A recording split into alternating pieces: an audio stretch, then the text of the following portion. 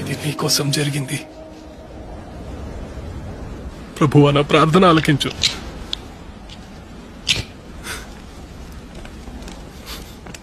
నా మొరని యుద్ధకు రానివ్వు.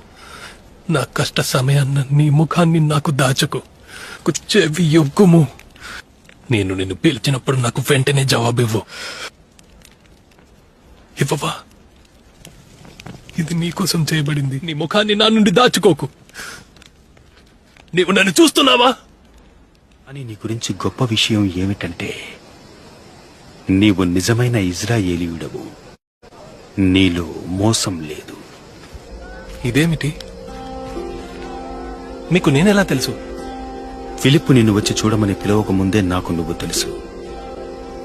అతని వైపు కాదు, నా వైపు చూడు. నీవు నీ యొక్క కృంగుదలలో ఒంటరిగా ఉన్నప్పుడు నేను నీ నుండి ముఖం తిప్పుకోలేదు. నేను నిన్ను అంజూరపు చెట్టు కింద ఉన్నప్పుడే చూశాను.